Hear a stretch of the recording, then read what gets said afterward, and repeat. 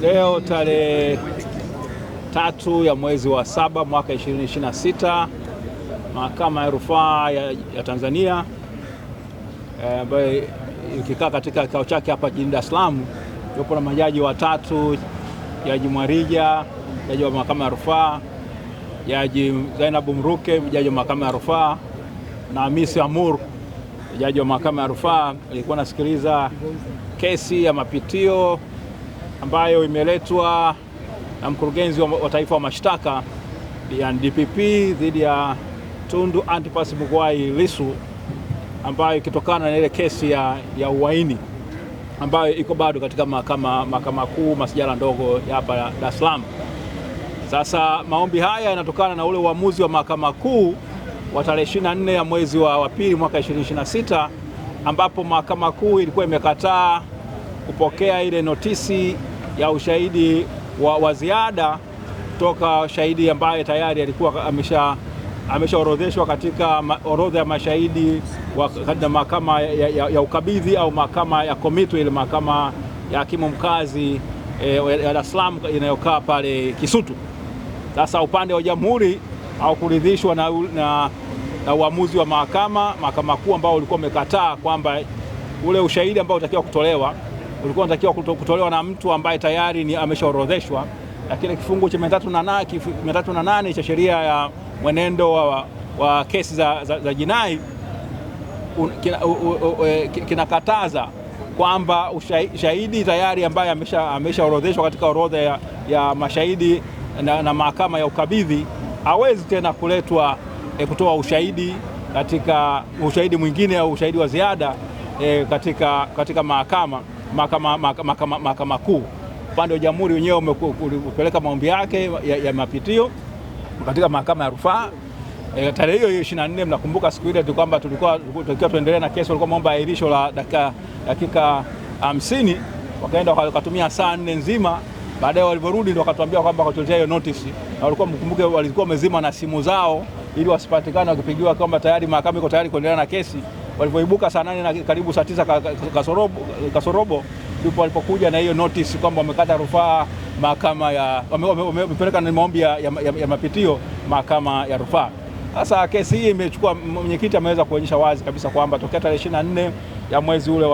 wa pili mwaka 2026 hadi leo tarehe 3 mwezi wa 7 mwaka 2026 ni siku 139 ambazo yeye amekaa ndani,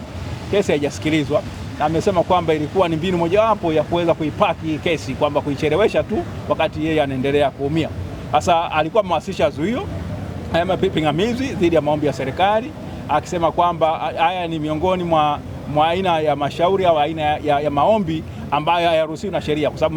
mahakama inapotoa uamuzi mdogo kuhusiana na hoja yoyote mahakamani, basi wadau hawaruhusiwi kukata rufaa au kupeleka maombi ya mapitio, labda tu pale ule uamuzi unapokuwa umetolewa uwe na ile hadhi ya kumaliza kabisa lile shauri au kuamua kwamba nani kashinda nani kashindwa, na kwa maana hiyo kuna hukumu au kuna uamuzi ambao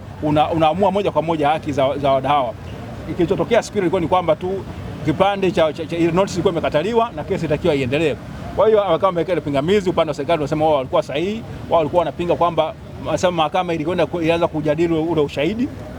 na kwamba hawakusikilizwa kutokana na kujadili ushahidi. Mwenyekiti Tundu Lissu ameweza kuonyesha kwamba amepitisha katika rekodi ile akionyesha kwamba jinsi ambavyo mahakama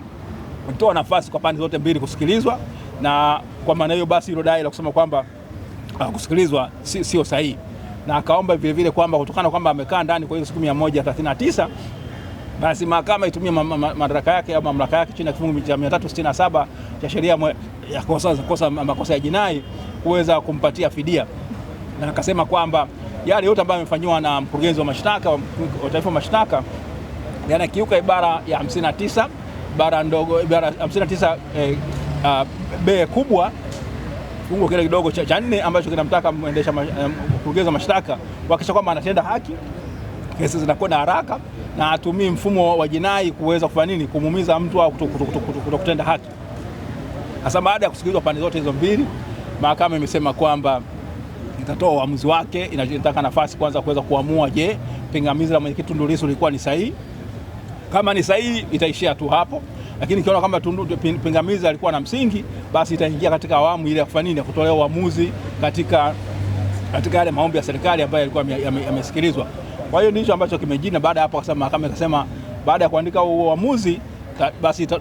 notice au taarifa itatolewa kutujulisha kwamba uamuzi huo utakuwa tayari lini, tayari kwa kuweza kusomewa. Asante. Tutumie fursa hii kurudia na kusisitiza, Mwenyekiti Tundu Lissu ameeleza gerezani kwamba mahakamani hapa kwamba uamuzi wa